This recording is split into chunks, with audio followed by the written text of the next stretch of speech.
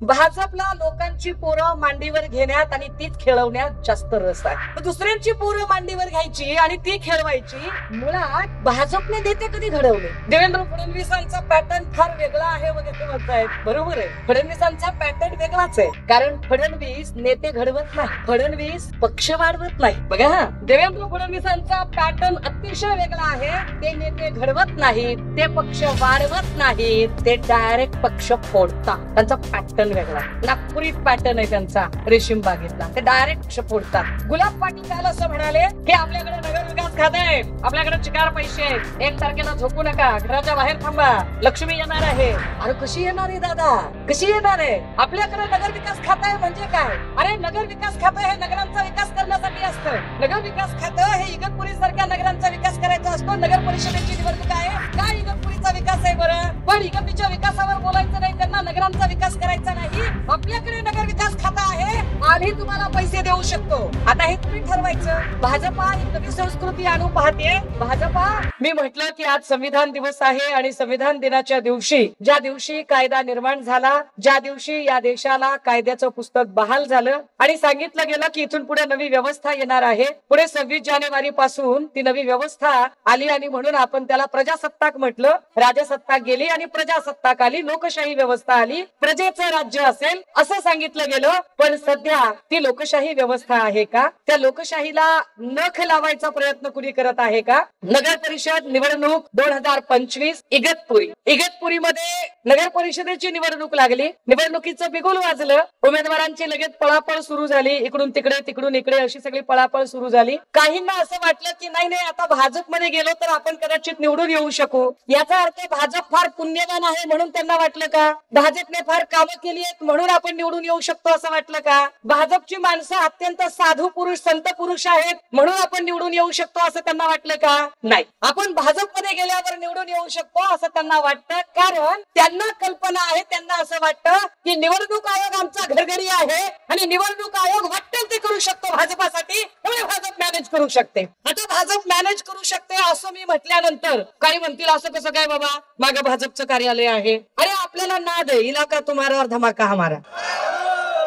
आपल्याला लोकांच्या इलाक्यात घुसून बोलायला आवडतं. आता राजे हो, साधं गणित आहे बघा. इथं ऊन लागत आहे, तुम्ही सगळे उन्हात बसलेले आहात. 3 दिवसापूर्वी गडचिरोलीमध्ये चंद्रशेखर बावनकुळे बोलत होते. बघा हा, आज संविधान दिवस आहे आणि कायदा, या लोकांनी काय पद्धतीने कायद्याचे धिंदवडे काढायला सुरुवात केली. तुम्ही सगळे उन्हात बसलेले आहात, तुम्हाला मांडव असला पाहिजे आणि तुम्ही सावलीत बसलं पाहिजे असं आम्हालाही फार वाटतं, पण परमिशन आयोग देत नाही. पण त्याच वेळेला चंद्रशेखर बावनकुळे भाजपच्या सभेत असं सांगतात, हे ठाकरे मांडव टाक, टेन्शन घेऊ नको, चल एक पडदा 50 रुपयाचा लावून टाक. काय बोलायचं माझ्या मी बोलतो, राज्याला उत्तर द्यायला मी बसलोय ना वर, मी उत्तर देईल.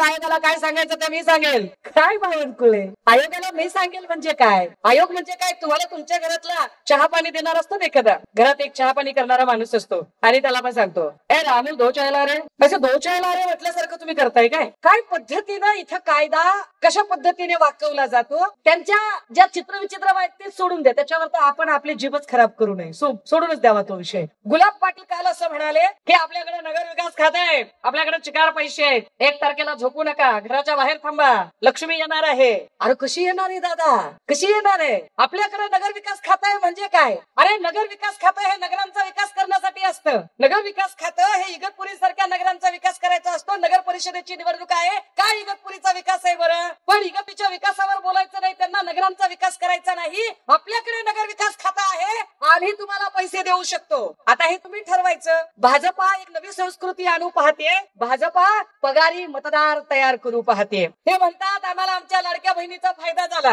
होय, तुम्हाला लाडक्या बहिणीचा फायदा झाला. बहिणींनी कॅल्क्युलेशनच केलं नाही. बहिणी खुश, महिन्याला 1,500 येतात. मला कल्पना आहे 1,500ची रक्कम फार मोठी असते. गोरगरिबासाठी 1,500 फार मोठी रक्कम आहे. पण माया हो, विचार करा, महिन्याला 1,500 रुपये, वर्षाचे किती झाले माय? 18,000 रुपये झाले, है की नाही? आता विचार करा, वर्षाला तुम्हाला 18,000 रुपये द्यायचे. पण इकडे तुमचं जे पोरग शिकायला लागले ना, त्याला लाख रुपये शाळेला लागतायत. तुमचं जे शिकून मोठं झालेलं पोरग आहे ना, त्याला नोकरीच नाहीये. तुमच्या नवऱ्याचा जो पगार आहे त्याच्यात वाढच नाहीये. महागाई आकाशाला भिडलेली आहे. वर्षाला 18,000 रुपये चांगले की महिन्याला 18 ते 25 हजार रुपयाची नोकरी चांगली, तर महिन्याला 18 ते 25 हजाराची नोकरी चांगली. भाजप तुम्हाला नोकरी देत नाही, भाजप तुम्हाला रोजगार देत नाही. भाजप तुम्हाला एक प्रलोभन दाखवतं की वर्षाकाठी 18,000 रुपये देऊन आम्ही माणसं विकत घेऊ शकतो, आम्ही ठेकेदारी पद्धतीनं यांना गुलाम समजतो आणि आम्ही गुलामांकडून काम करून घेऊ शकतो. आता हे आपल्याला कळलं पाहिजे गणित, की ते आपल्याला काय पद्धतीने चुना लावतायत. इकडे अजून एक चुना लावायला माणूस बसलेला आहे तुमच्याकडे,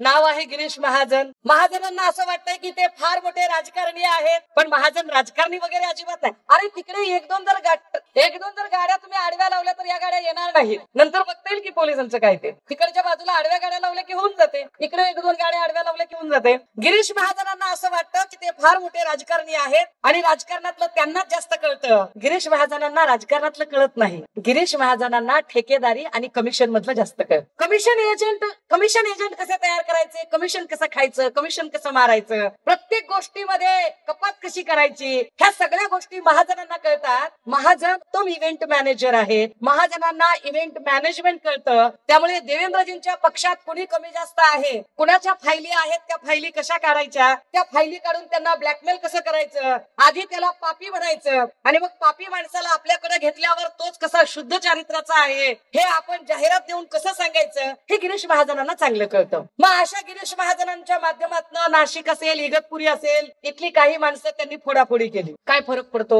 इथूनही काही लोक फुटली, काय फरक पडतो? खरं तर त्यांची नावं पण घ्यायची इच्छा नाही, कारण ही ती सगळी माणसं आहेत की जी माणसं कदाचित जर त्यांच्या काही फायली नसत्या, कदाचित त्यांनी जर गैरमार्गाने माया कमवलेली नसती, 2 नंबरचा पैसा नसता, त्यांच्याकडे कुठल्या फायली नसत्या, तर ते घाबरले नसते, ते हल्ले नसते, ते एका ठिकाणी थांबले असते. ते ज्या अर्थी हल्ले, ते ज्या अर्थी पळाले, त्या अर्थी त्यांच्या फायली होत्या. आता या सगळ्या फायली आधी दिसतात आणि प्रवेश केल्यावर दिसत नाहीत, म्हणजे लोकांना लुटायलाच बसलेली सगळी माणसं ही. बरं, अशा सगळ्या माणसांना घेऊन मूळ भाजपाईंना तिकीट मिळतं का? म्हणजे मी सहज म्हटलं की भाजपमध्ये आता ज्या नगराध्यक्ष पदाच्या ज्या कोणी उमेदवार असतील, या उमेदवार मूळ भाजपाई आहेत का? ते म्हटले नाही, या मूळ भाजपाई नाहीयेत, या इकडच्याच पक्षातल्या होत्या. मग मूळ भाजपाईंनी काय आयुष्यभर सतरंज्या उचलायच्या काय? म्हणजे भाजपच्या लोकांना इरस नावाची गोष्ट नाही का? आमच्या मराठवाड्याच्या भाषेत त्याला इरस म्हणतात, चाड म्हणतात. इरस, चाड, स्वाभिमान नाही का? हे अरे तुमच्या डोळ्या देखत माणूस काँग्रेस मधून येतो, शिवसेनेतून येतो, माणूस राष्ट्रवादीतून येतो आणि इथं उमेदवारी हातात घेतो आणि भाजपची माणसं फक्त या साहेब सतरंजी टाकली, या साहेब झाडून काढले, दुसरं काहीच करत नाही. तो हे असे सतरंजी टाके लोक तयार करायचे.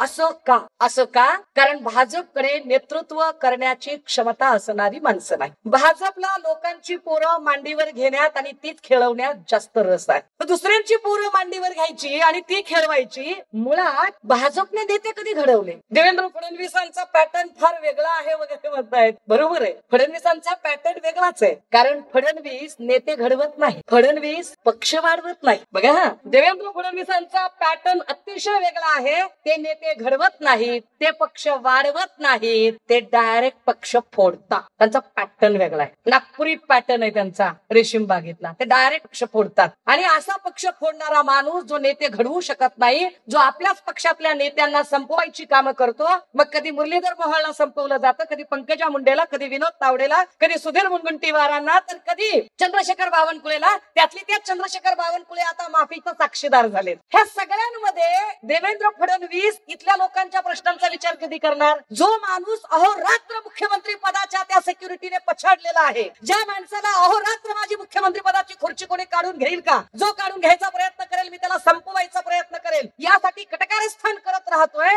असा माणूस राज्याचे प्रश्न कधी सोडवणार आहे? बरं, असा माणूस राज्यातले महत्वाचे प्रश्न तर सोडत, कारण राज्यातला महत्वाचा प्रश्न काय आहे? आज घडीला राज्यातला महत्वाचा प्रश्न आहे गुन्हेगारीचा, कायद्याचा बाले किल्ला नाशिक जिल्हा. खरंच नाशिक जिल्ह्यामधले मटके जुगार बंद झालेत का? हातवटी बंद झाली का? उगा आपलं काहीतरी सोशल मीडियाला रील फिरवल्या म्हणजे होतंय होय? इगतपुरीमध्ये किती जुगार मटक्याचे अड्डे असतील बरं, आणि किती हातभट्ट्या असतील, किती बार असतील, काय पोलीस करतात आणि काय कायद्याचा बाले किल्ला आहे इथं? ड्रग्सच्या विषयावर 3 वर्ष झालं मी लढतीये आणि भाजपने काय केलं? ड्रग्स प्रकरणात आरोपी असणारा धाराशिवचा माणूस, त्याला भाजपने प्रवेश दिला. भाजप हिंदुत्वाच्या मोठ्या गप्पा गप्पा मारतीये. खरंच हिंदुत्व कळतं यांना? हिंदुत्व हा भाजपसाठी मार्केटिंगचा आणि अजेंडाचा विषय आहे. फक्त आणि फक्त मार्केटिंग अजेंडा करते. हिंदुत्व हा त्यांच्यासाठी श्रद्धेचा विषय नाही. तो जर विषय असता तर पालघर साधू हत्याकांडातला आरोपी काशीनाथ चौधरीला भाजपने प्रवेश दिला नसता. भाजप काशीनाथ चौधरीला प्रवेश देऊ शकते,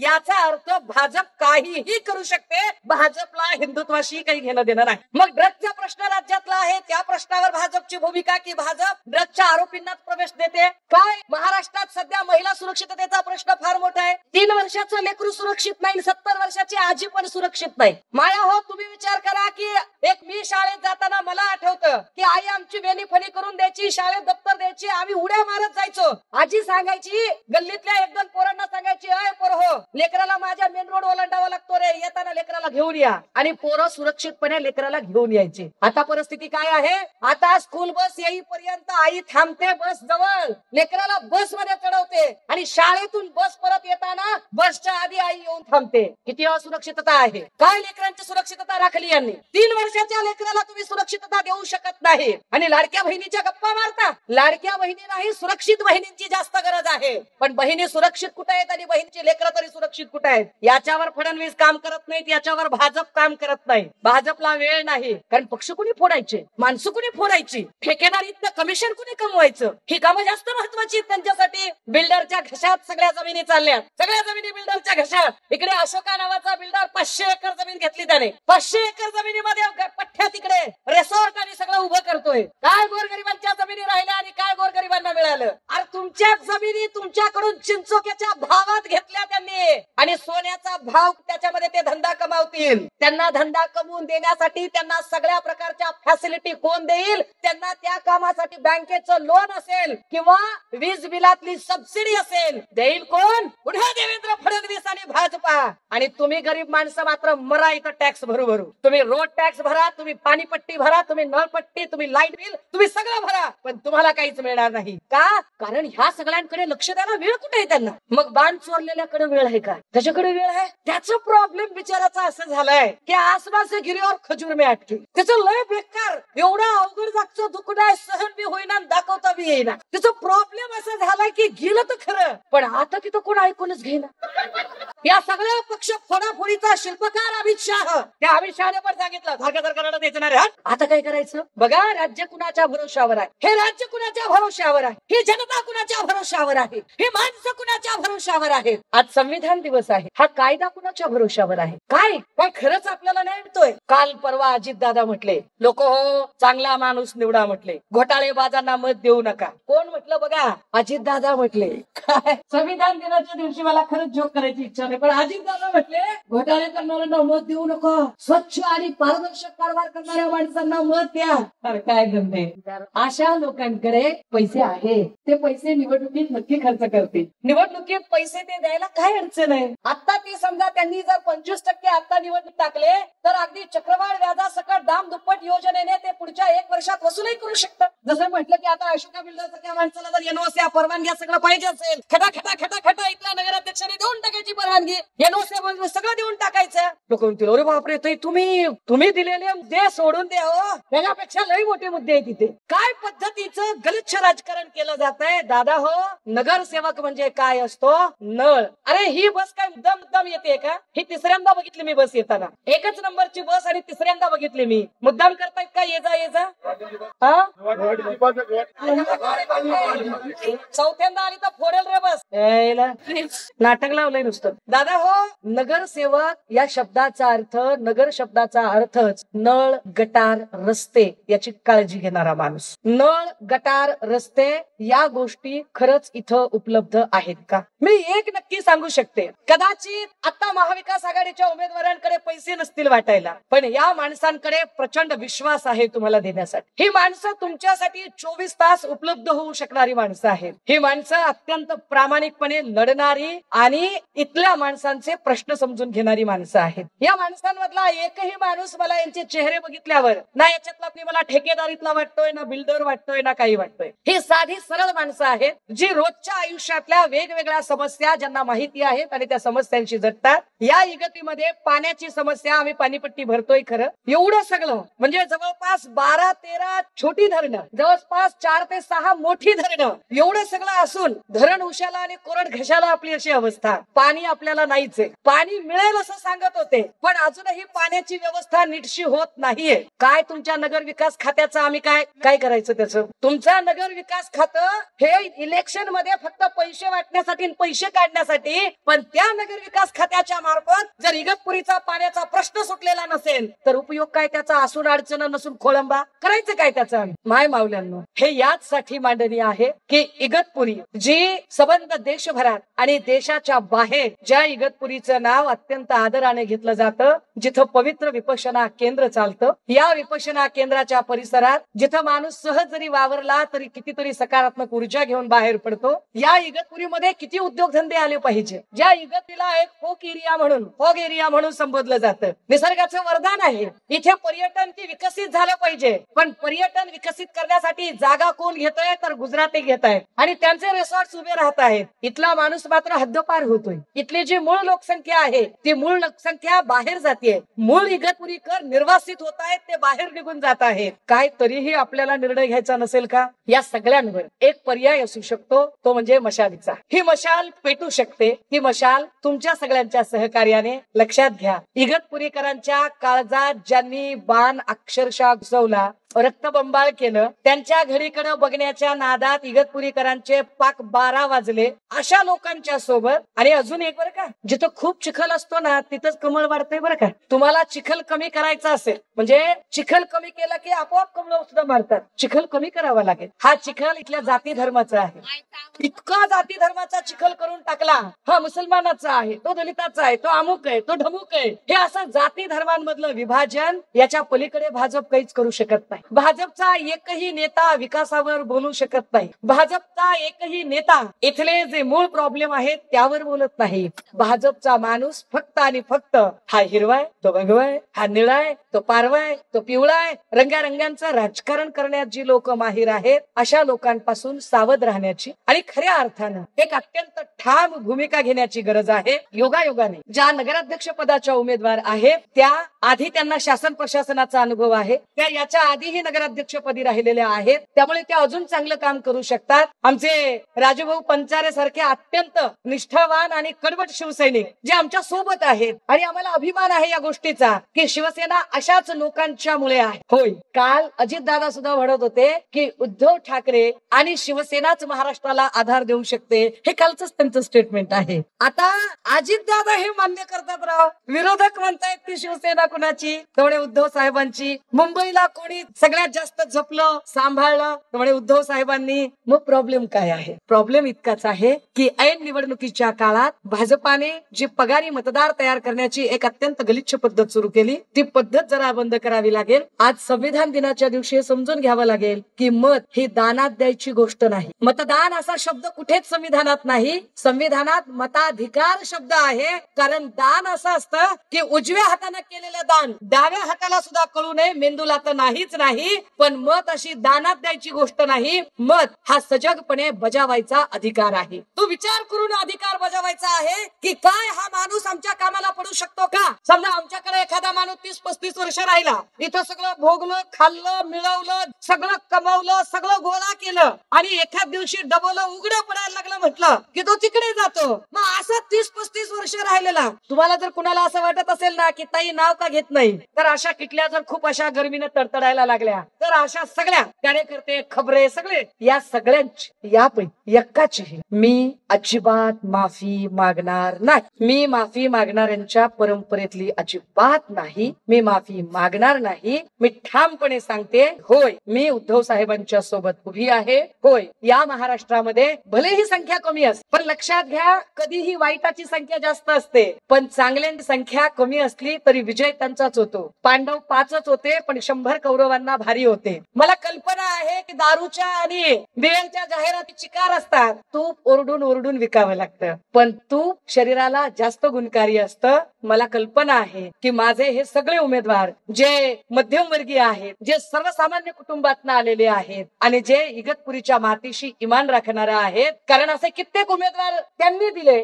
जो कुणी इगतपुरीच्या बाहेर राहतोय, कुणी नाशिकला राहतोय, कुणी इकडे तिकडे राहतोय, कुणी मुंबईहून येऊन जाऊन करतोय, कुणी ठाण्याहून येऊन जाऊन करतोय. पण ही सगळी माणसं माणसं जी इगतपुरीच्या मातीशी इमान राखणारी आहेत, अशा सगळ्या माणसांना येत्या 2 तारखेला मंगळवारी आपला आशीर्वाद द्यावा आणि मशाल, तुतारी, हाताचा पंजा या निशाणीवर शिक्कामोर्तब करत खऱ्या अर्थाने आजचा संविधान दिवस आपला सार्थकी लागेल याचा संकल्प करावा. थांबते, रजा घेते. जय हिंद, जय महाराष्ट्र, जय भीम.